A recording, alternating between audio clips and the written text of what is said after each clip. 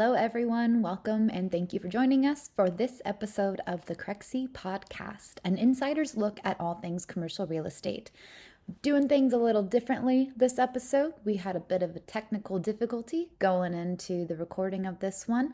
Just for the beginning, though, all the good stuff is waiting for your ears and your eyes.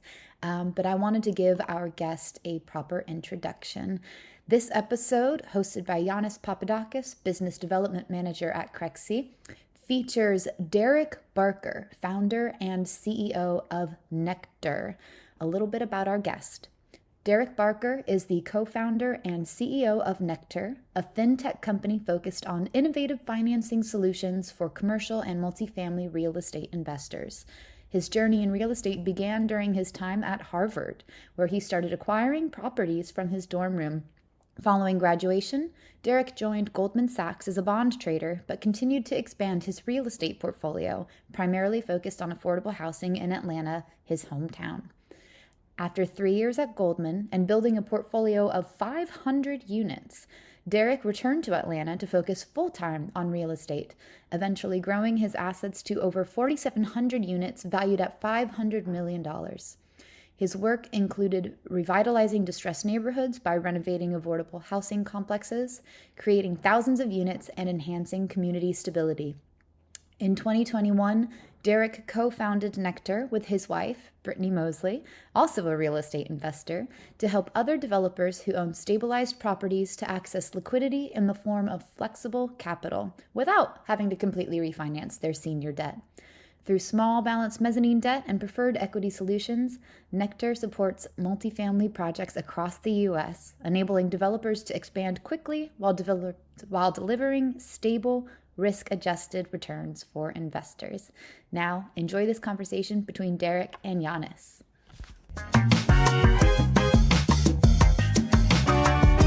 So, a lot of college students, they can get up to all kinds of things in their dorm room. Not many that I know of are acquiring units. Like, how did you get into that? Yeah. Well, it started out my freshman year, actually. So I went to Harvard, and at the time, this was 2006, a ton of guys were going straight from Harvard to Wall Street.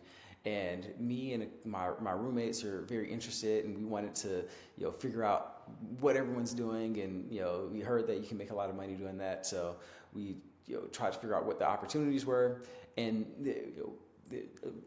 these investment banks weren't very interested in recruiting freshmen. So we started a business together that, put us right in front of a lot of the investment banks, connected us with a lot of people in the industry. So we were building and running that business for a while, and it got really successful. It grew to be, go across Harvard's campus and a couple of other colleges, and we ended up having a lot of success there. Then the 2008 financial crisis happened, and we said, oh, well, I guess there will be no more Wall Street. So we, kind of put that to the side, and we're sitting around senior year trying to figure out what to do next, and we decided, hey, real estate, it probably can't go down any further. We should, see if we can try our hand in that. So that's what we did. We went and put a deck together and went and tried to and eventually succeeded at raising some money to go and started buying and renovating houses. That's amazing. Wow, what a story. I'm sure starting off, there were probably some influential figures or mentors that kind of helped shape your career path early on, or more recently in your career. Would you mind sharing who some of those were? Yeah. I've had lots and lots of people. The great thing about today with, there are a lot of people put their information out there. You have books, biographies, but you also have podcasts and the like. But I was fortunate enough to have a mentor here in person, named H.J. Russell, Herman Russell. He ended up building a huge real estate portfolio, starting back in the 70s. Back in, and even before that, he bought his first property in the 50s, back in the segregated South. He's in Atlanta. He built a huge portfolio, a huge construction company here in Georgia. Was crucial in really literally building the city of Atlanta. When I was in college and after I left college, he was an older guy, and I had the benefit of getting to know him, working closely. He helped us with our early deals, and we helped with his portfolio. And I always looked up to him and the company and the business that he built and the real estate portfolio that he built and the people he impacted. That's awesome. Some early lessons that maybe you learned early on that became invaluable going forward? Yeah, so, I mean, I've had the benefit of being able to do a lot of stuff, so I started buying single family houses, then I worked at Goldman Sachs and was able to get a lot of experience managing risk and deploying capital. And then did a lot of real estate deals, buying and renovating and selling and asset managing and developing. And in that, I'd say from a capital allocation perspective, I'd say one big learning is be able to withstand storms. Like everything is going to take longer and be harder and cost more. And if you just build that in to whatever you're doing, then you'll benefit from that. And another thing is just set your life up so that you can be doing what you're doing for a long time. I think early in my career, I was just going 1,000 miles per hour, doing everything, taking on a lot of projects, just really, really committing myself. And it helped and it worked. But I found later on you can be more successful if you have focus on one thing that works and allow yourself time to rest and think, and be able to and have your life set up where you can just keep going. You don't have to work 100 hours every week in order to have output. You can work 60 hours in a week and get more output and be more successful than working 100. I know 60 hours might still be a lot too, but not compared to what I was doing. Don't spread yourself too thin. Don't spread. Yeah, focus. There's something to be said about focus. So not being over leveraged in terms of your capital stack and not being over leveraged in terms of your time. Wise words. Do you have any favorite mistakes or moments that perhaps course corrected you onto your current path now that at the time maybe you didn't realize as opportunities? Oh man, so many. It's too many. But there are a couple that really have made a meaningful impact. One, so we have in the real estate space or just in investing in general, if you need to have the right capital stack for the project. So we started out doing buying, fixing, and flipping properties, and we got pretty good at it. But we always had some amount of cash flow. And there's a cash flow component, and we were able to typically really get in there and increase cash flow dramatically. And we got and when you're able to do that, it just gives you more time because you have an asset that's cash flowing. You can refinance. We got into developing, doing developments after that were not cash flowing, and we had a capital stack that was still more in line with. With our original business model of having a bunch of cash flowing assets. And it turns out like if you have mortgages coming due or if you just have interest where you have negative carry every month you have to put money into the property. That's not a capital stack that's set up for some of the risk out there in development. That's a lesson that we learned the hard way. Having perfectly good projects. We had a great location in Atlanta in an exciting neighborhood where we got a building, got it permitted, got all the architectural designs, and we're ready to go out for financing. We're finishing up, getting our package together in January, February. We really hit the market really hard, like 1st of March 2020. Like we're gonna get this thing financed, get the construction loan. We have 6 months, we'll be good. And we figured we could do it quicker than that because we already had. And then go figure, there's a pandemic, and so you have a perfectly good project, everything lined up. But because you can't we didn't have the staying power to last 12 or 18 months to let things blow over. We would, we had to sell that property, at a loss really, where if we were just able to hold it a little bit longer, we would have been able to, really benefit. So I'd say have a capital stack that allows you to have wiggle room, and specifically cash flow is important.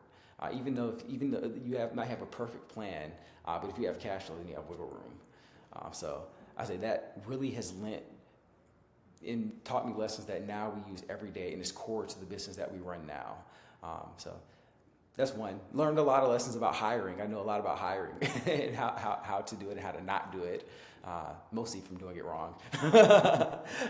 The construction, you learn so many lessons. Well, thank you for sharing. I'm curious, what are some fundamental tenets of your work ethic that you maintain today? Any daily habits or practices that have become essential to your career? Creating priorities, like that. In a priority list is different from a checklist, because a checklist can be 1,000 things that you need to do, but you can't do 1,000 things well. So sometimes just getting and prioritizing. If I get this one thing done today, it's a success. If I have time, I can get this next thing done today, it would be a success. And just have these are the priorities, so that you can that's something that I do myself, and that we do throughout the company.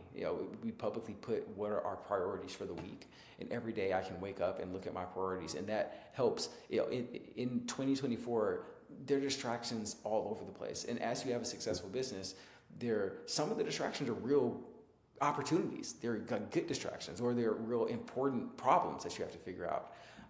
But to be able to go back and say, okay, well, I understand that there's this, but this is the priority. It's in forcing yourself to rank, to say, yes, all this stuff is important, but not as important as this. And then being true to that has been a huge unlock. At first I was worried because, what if I'm not doing things? But you're able to really crush the things that are important, and do better at the things that are important, instead of doing all the things that just come at you, where you might be busier. And that's another thing that allows you to just do what you're doing longer. If you're able to just keep in a period and a time in the United States or in the world where people's attention spans are getting shorter and shorter, and people are getting focused on more and more things, there is a real competitive advantage to just saying, hey, I'm not going to do that. I'm not going to buy in. I'm going to focus on this thing, and then this thing, and then this thing. And so, yeah, that's something that I do and still do to this day, and it's been invaluable. Shifting gears a bit, let's get into the details of Nectar, and more broadly, how tech is transforming how investors capitalize on commercial real estate. To start, what is Nectar? Yeah, so Nectar is a platform that provides liquidity to people who own commercial real estate.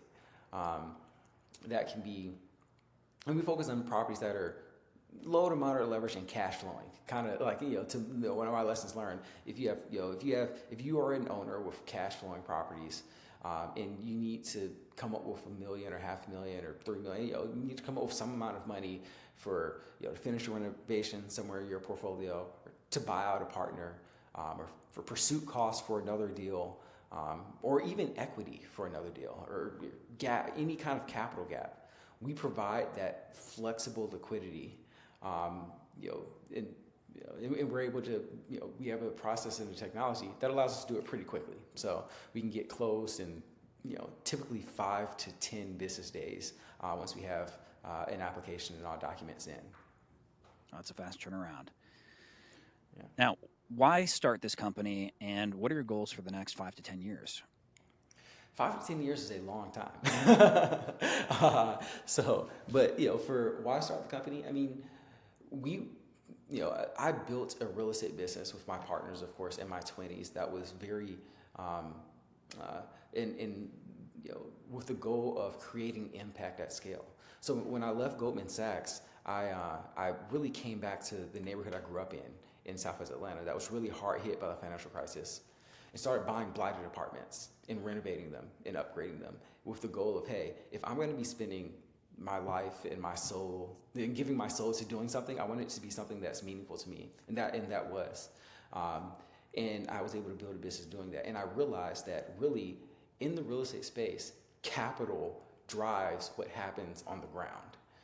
And if you want to create impact at scale and you want to change the built environment at scale, then you can do it more efficiently through capital than being a really, really good operator. At least I could.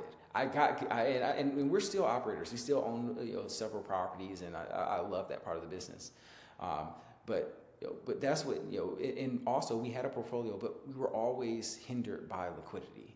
And where we have a strong portfolio, but if we need to do this deal, we're always which puts you constantly needing to raise money or sell GP interest or sell properties. If I owned all the properties that I bought back in 2010, 11, 12, 13, 14, 15, I'd be a much wealthier man.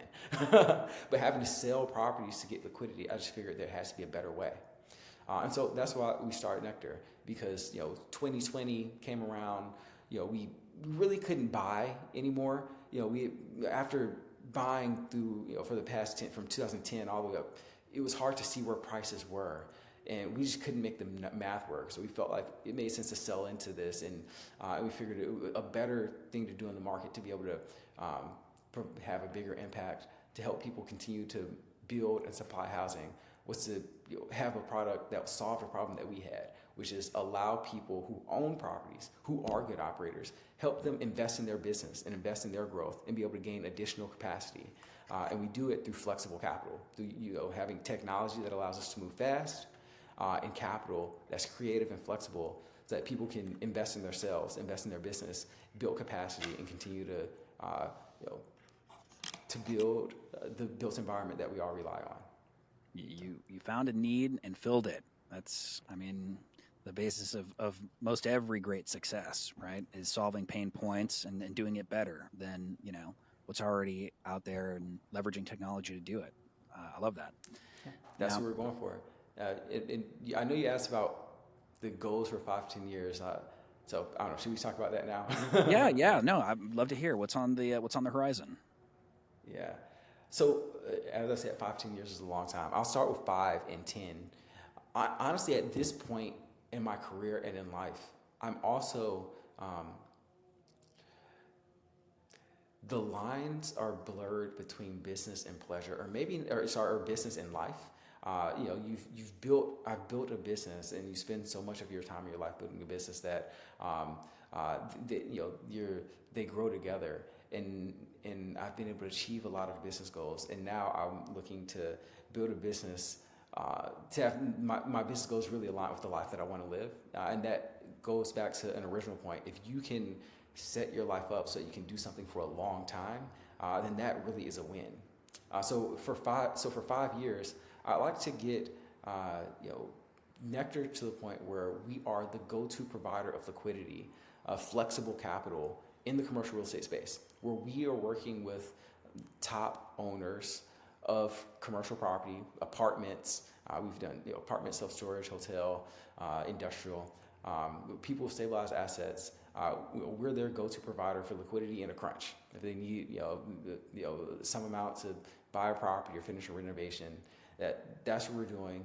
And we're able to across the country, we're able to deploy $500+ million a year into by solving this issue, and do it in such a way that's cash flow positive and that's sustainable for the market, that helps the real estate markets become more healthy. So that's what I'd say. $500 million a year in 5 years, and being a go-to provider to the top sponsors. So that's what I'd be. And then I'd say 10 years have built a business that is an excellent business. To have an excellent, well-run business where I'm able to pursue, whatever problems I see in the capital markets or in the real estate market, and have a platform to do so. Because as I said, capital really does drive activity on the ground. And we're at a time in kind of human history where we as a population our demographics, the way that we use space are changing. They're changing very quickly, changing more quickly than the built environment can change around us.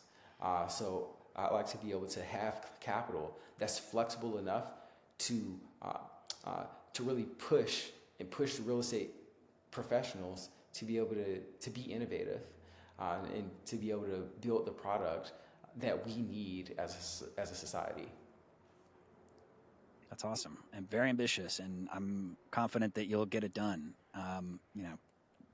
Part of the reason I'm so confident is, scaling your own portfolio to $500 million in property value before turning 32 is an outstanding success. How did you develop your strategy and investing thesis, and how does that inform what Nectar does? Yeah, so I don't know if I had it all by 32. I think maybe I was at like 350 or 300 or maybe 400 million. I don't know. Oh, I don't know if that matters. Only 400 million. only 400 million at 32. Yeah, but I wanted to make sure the record was straight there. But how do we do it? The reality is our strategy is to respond to the market, to be responsive to the market, to find out where the problems were, where there were supply and demand imbalances, and be positioned to take advantage of them in a way that was sustainable. And that changed. Sometimes it changed, year to year. Sometimes it changed quarter to quarter. We started out gut and go to apartment complexes when you could pick up, 90s vintage apartments for $20,000 a door. Like it made sense to go in or 80s vintage apartments and gut apartments, back then. And because there was a lot of supply and there was a lot of demand for that housing. And so that's why I say that, that's what we were looking for. Just like, where is the opportunity? Where's the opportunity within the submarket? Where's the opportunity within the general market? And build a company that's flexible and fast enough to, when we see an opportunity, be able to move. If that means that we need to not do rehab anymore, but do new construction, if that means that we not need to, not be in the core city, but in suburbs of some other city, if that means that we need to, take over construction management, if that means that we need to hire our own, or build our own technology infrastructure, whatever it is, we look at the problems of the day and the opportunities of the day, and we say we are not going to have any, anything set in stone. Like, nothing that we're doing is sacred, except for that we were responsive to the market and that we're profitable. So I say that's probably, if you say like, what is the strategy that's gotten us there? That was the strategy. Take every opportunity, find where there's supply demand imbalance, and go for it, and go hard. Like, don't kind of gingerly enter. Do research, make sure the opportunity is there, and if there's a supply-demand dynamic, then do it aggressively. And if it doesn't work, then change, aggressively cut and move on to the next thing. Because there's too much opportunity out there to be spending a lot of time and resources trying to, deluding yourself that what you're doing is working when it isn't. So go in, go hard, and be ready to pivot if you have to. Go in, go hard, be ready to pivot when you have to. Yes. Did that answer your question? Sorry, was it? No, it did. Absolutely. And, I'm curious, can you share a bit more about who your core investors are and what type of investor might be the right fit for Nectar? I mean, passive versus active investors, portfolio size, et cetera. Sorry, and we say investors, people who are our investors or who we are lending to? Who you're lending to. Got it. So, yeah, so our we call them partners. And the people who are ideal partners for us are people who have experience executing on the business plan that we're partnering on. So we don't do a lot of deals with new sponsors. Not that we were a new sponsor, and that is something that should be done. It's just not something that we're doing right now. So typically, there's a sponsor with some amount of experience. But the most crucial thing is they have stabilized cash flowing assets. And that's by and large a lot. We do a lot of apartments because I built my portfolio mostly in the apartment space. I had other assets too, and we'll look at any asset class. But the primary thing is it has to be cash flowing. They have to be stabilized. And outside of that, we pride ourselves on being fast and flexible. So, if we work with people who have, some assets in their portfolio are stable, and some, they have, a project that's gone over budget. Well, we can come in and provide capital to help with that project that's over budget. Looking toward at your stabilized assets, or if you have a refinance and there's a capital gap there, or need to buy interest rate caps, or pursuit costs. Like we are super flexible in what the use, or buying out partners. We're super flexible in terms of how you use the capital. We're super flexible in terms of our structure. We can structure ourselves to fit your existing capital stack, just to fit your existing deal. But the thing that is important is you have experience executing on the business model that we're going to be investing in, and that you have properties that are stabilized, cash flowing with low to moderate leverage. And how exactly does technology inform, your decision making there on, what deals to lend on, or, how you're able to, scale when working with borrowers and partners? It's a great question. I'd say we do a thorough underwrite, and our average deal size is smaller than typical mezzanine financing partners. A lot of people out there will do, pref equity or mezzanine financing at a $10 million deal size as a minimum deal. And there's some people out there who go down to 5 million. But because we've built a technology that allows us to very efficiently and quickly do a thorough underwrite, and because we have a very specific box, we're looking for cash flow coverage, we're looking for leverage, we've done deal sizes as small as 300,000 or 400,000. We've had groups with portfolios of 25 properties, and they need to get between $500,000 and $1 million out across 10 properties. Well, we can get those 10 properties, put them through our system, underwrite them all, and get all those deals financed pretty quickly. In order for the sponsor to get the say $5 or $10 million in liquidity that they can use across their portfolio off of 10 separate properties. So I'd say that's really what technology allows us to do. It allows us to be very fast. So it allows us to have a smaller deal size. It cuts out costs so that we can provide that some of those cost savings to our sponsors. We can share in those cost savings and share with our sponsors. As technology advances and becomes more accessible, what opportunities do you see ahead, especially with AI improving exponentially? I mean, there's no reason why commercial real estate deals shouldn't be able to be financed in a day. I know it's crazy. Like people are, 30 days is fast, for some lenders. But there's no, AI should allow us to take a typical real estate financing from, say, 60 to 90 days to 3 to 5 days. And we at Nectar I know that it will happen because we will do it if no one else does. We will be able to, with what we're building, be able to close on deals in as quick as 24 hours. Now, we can't do that today, but we are building a product that will allow us to do that. And there's no reason if you can do it with our more flexible structured equity or mezzanine financing type product that you can't do it with traditional mortgages. I mean, the thought of that alone would make you extremely popular overnight, especially for people that are in an extreme time crunch.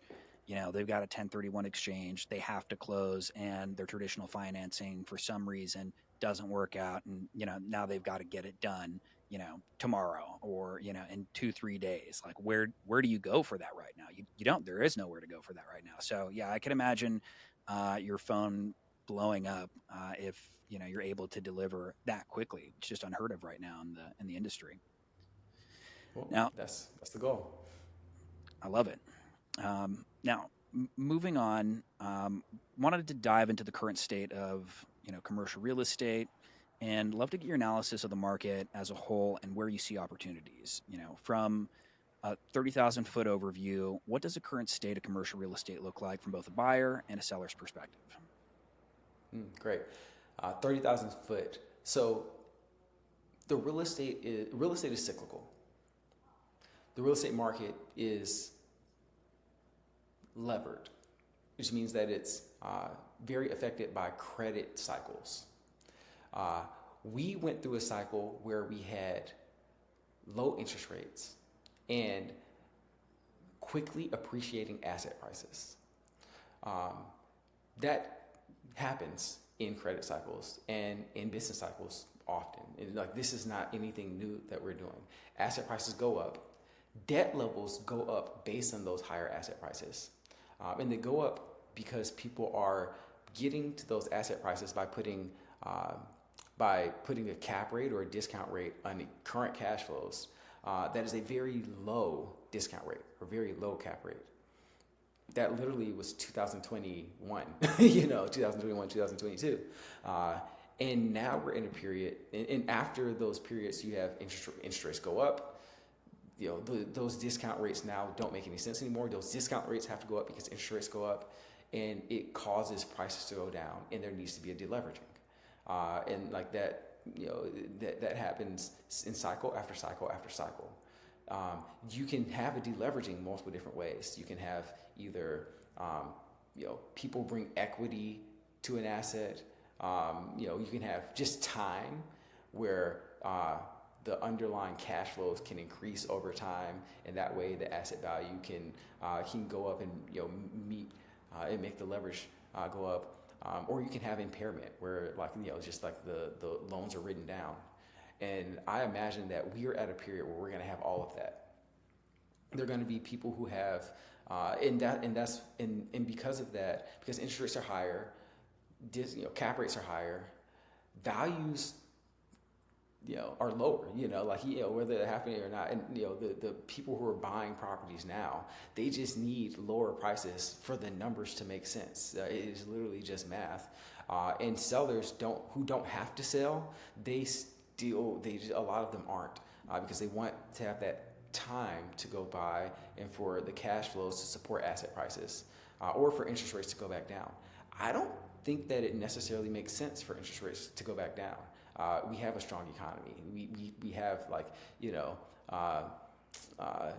and deleveragings are good. Like, they're good for the system.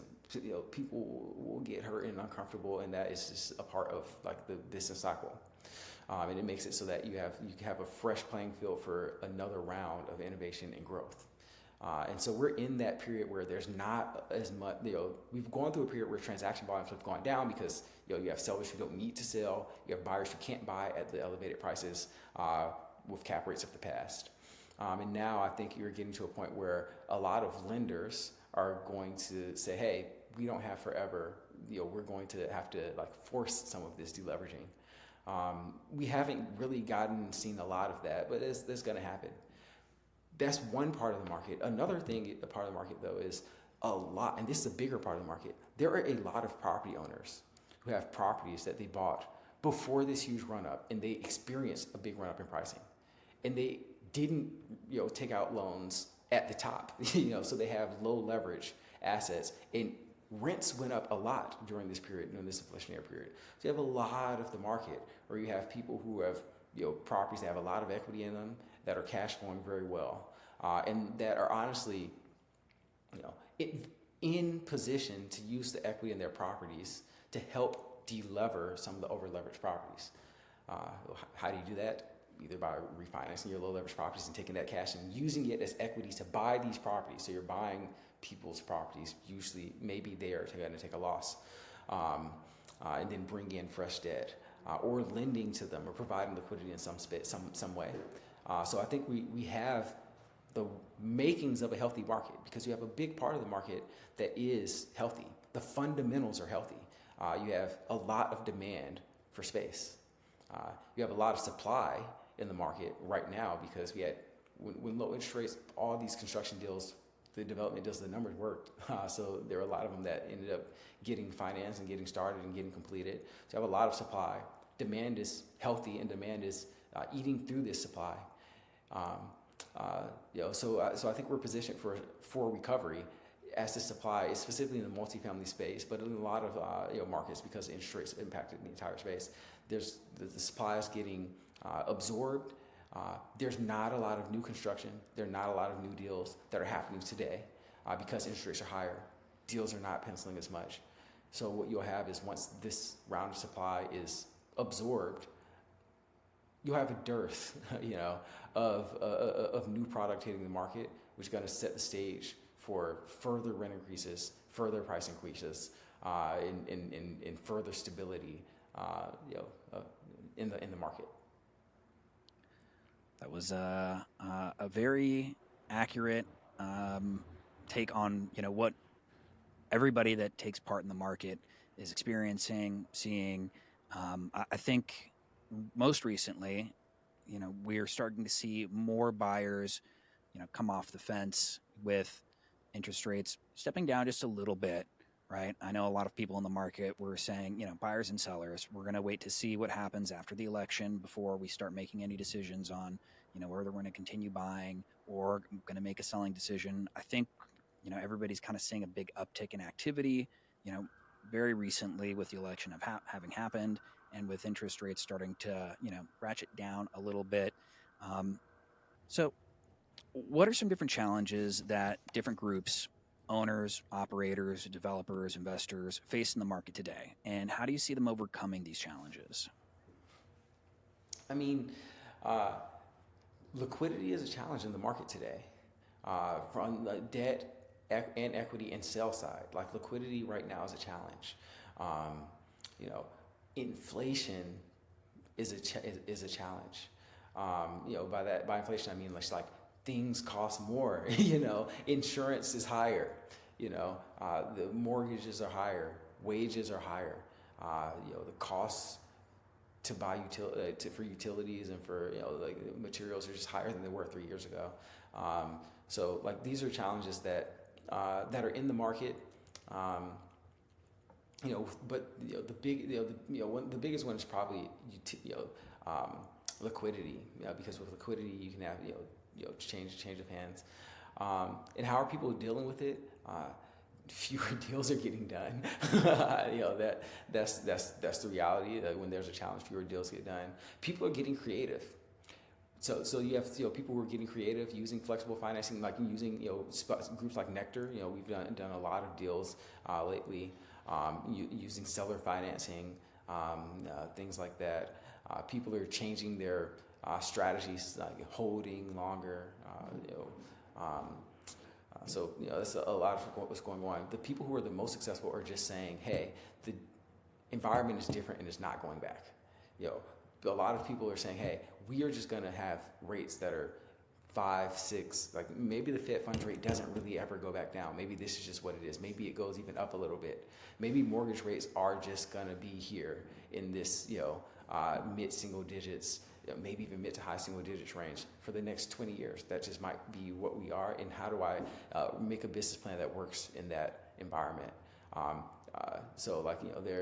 say that, that's what people are doing to be, to get through this challenging environment. They're looking at how have things changed and how do I find ways to take advantage? There are deals in the market. There are deals to be had in the market if you are looking to buy deals right now. And if you're a property that is over levered, if you're a property that is, does have a maturity coming and you didn't get all the way through that rehab, you need that additional liquidity. Some of the ways to get through the challenges are you're not going to make as much money as you thought, or sometimes it's just you're going to take a loss today and live to fight another day, and that is a healthy part of. That's just a healthy part of the business cycle, and that is the story for a lot of very successful businesses. You don't get to be very successful and never have losses. There are going to be some people in this market that are facing challenging times, and they're going to say, "Hey, you know what?" And we have some of these sponsors too in our portfolio. Fortunately, we were able to come after. They made some of the, let's say. Deals that are problems now, but we've come. They say, "Hey, these are some deals that we're not going to win on. We're going to take losses. We're going to talk to our investors. We're going to explain what happened. We're going to move on to what's next because there's more money to be made in the future than there is to lose today by holding on when you shouldn't." Do you think there's any opportunities that the mainstream is overlooking or not taking advantage of right now? Ooh. I think just deploying capital into real estate right now is, I think, an attractive risk reward proposition. The fundamentals are still strong. You know, I think the multifamily space is a great place. To be. And I think there's kind of a stigma around multifamily because there's like, oh, all these deals are over levered. There are a lot of syndicators in there. There's a lot of headline risk. And there's a lot of supply. So, rents aren't going up, and rents are going down in a lot of markets. So I think that, there might be a little bit of a stigma there, but I think this is an excellent time to be investing in the space because of the dynamics that I mentioned. There's supply now, but there's not new supply being built. The demand is what it is, and it is not going to slow down. The demand for housing is not going to slow down. And there are deals to be had. There are people. There are people who are looking to sell or to get out of their situation. And if you can be creative about getting into deals, about providing structures where sellers are able to unwind themselves, then you can, as a buyer or as a lender, as a capital partner, as an investor, can really take advantage of this opportunity in the market where prices have pulled back. There's not as much competition, and there's not as much liquidity in the market. Now, looking ahead, what's your outlook for the coming year? And what advice would you give to investors navigating the opportunities and challenges ahead? So it depends on if what the opportunity and challenge is that you're facing. I would say if you're looking to buy right now, I would focus on like for right now, what we are focusing on is cash flow and leverage. If you have good cash flow, if you're getting into properties that are that are cash flowing or that have or that have a clear path to, if you fix this thing, this is something that can have strong cash flow. That is going to allow you to weather whatever storm. I know that people, some people I hear are looking to get into floating rate debt now because they think that rates are going to go down. I don't know. I'd say if you're a real estate person, be a real estate person and not an interest rate trader. That's been my philosophy. I traded bonds at Goldman, and even then, I was like, I didn't want to take a lot of interest rate risk. Hedged it out. It's harder to hedge with real estate. But you don't have to. You can get a cap. You can get a swap. It's not that hard to hedge in real estate. You can get caps. You can get swaps. You can get fixed rate debt. So I say focusing on cash flow and not trying to be a rate trader. Just the basics of real estate. Good properties in places that have demand. Now that is the opportunity over the next 12 months. If you're looking, how do I just get into properties where that can have good cash flow dynamics. And if you can't find those deals because you have a current owner that has to sell at this thing, then it's okay to wait. Cause it's okay to wait. I'd say. If you're an operator right now, I'd say it's never the wrong time to invest in technology on site or training the human beings that are on your site to provide quality service to your residents, if you're a multifamily, or the people who use your space. That's a differentiator, and invest in the physical plant if you can. I'd say a lot of times some of the best investment opportunities are in your own portfolio. So I don't know. That's what I say. Now's a good time to just get good real estate. And be focused more on actual operating well and getting cash flow well instead of financial engineering. I think a lot of the past 5 years, really people were real estate operators, I guess in name, but really they were doing a financial engineering type business model. Whereas now I think that is a good time to be to get yourself positioned to be in a place where you'll just be able to serve the demand that comes as the market continues to stabilize. Excellent. Well, given your background and expertise, I'm sure our listeners are curious about your answers to a few words of advice, rapid fire questions. You ready? Yeah, sure. All right. So first off, if you were given $50 million today and had to invest it immediately, what would be your go-to asset type and location? Yeah. Yeah, with $50 million that I have to deploy immediately, I would be looking for new projects that are coming online today that are like, right? There are a lot of different metros that had a ton of supply hitting the market. Austin, Houston, Atlanta, like a lot of these, Tampa, a lot of these smile cities are cities in the Sun Belt. And now is a time where like there's weak rent and the cap rates have expanded, there's softness. Being able to buy in those places right now where there's softness, I think that would be, you can if you can weather the storm now. There aren't new construction, like new projects, like being built. Or there are, but the market for new supply has really gone down. So for 2-3 years, when you're not having the deliveries, when the market, all these existing units have been absorbed, to have something that's relatively new, that's best amenities in the good location in these great cities, I think that's really you'd be really well positioned. Nice. Now, next one is not a trick question. Well, what is your favorite tool or software you use on the job?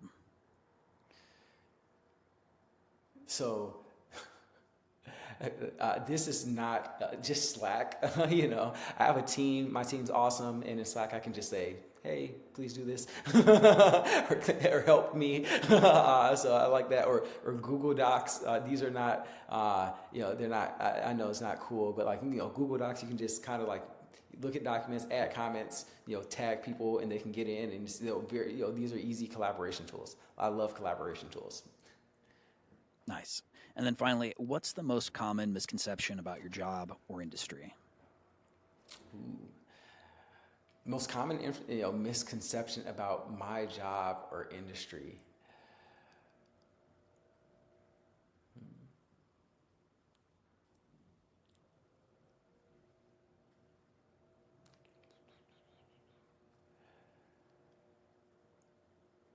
That what worked in the past will continue to work, and what didn't work in the past won't work. I say in the real estate industry, it's very much like it's it's an industry that is like older and traditional and slower to innovate and slower to pick up new things. But right now the things that are going on the ground are just different, and we as human beings are changing, and the way that we build and the way that we finance needs to change also. And just because something wasn't feasible in the past, it wasn't feasible to do a lot of these smaller, medium-sized apartment complexes because it's more scalable to do like big mega projects, and that's where all the capital should go. I think that's changing, and so I don't know. So I mean, look, I before today, if you told me that there was somebody that was looking to shorten funding a deal to 24 hours, I'd have said that it's not possible. But the fact that you've got your eyes on the prize on how you can innovate and really change the marketplace, like I know that's something that people would flock to very quickly, even though they may have the preconceived notion that that's just not possible. Well, maybe not today, but who knows? Maybe in 6 months, maybe in a year, right? It's coming. So I think you've definitely opened my eyes and probably that of some of our listeners as to what's down the road for innovation in commercial real estate. So I appreciate that. I appreciate that, and yep, change is coming, and things move quicker than you think. Oh yeah.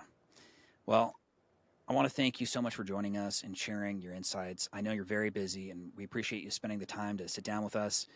Where can people find you online if they want to get in touch? Email, social media? Yeah, usenectar.com, usenectar.com. Is our website. We're on LinkedIn and Twitter and Instagram also, or X and Instagram also. I'm not we have a social media team, but I'm not as much on there except for LinkedIn. Derrick, DERRICK @usenectar.com. You can shoot me an email.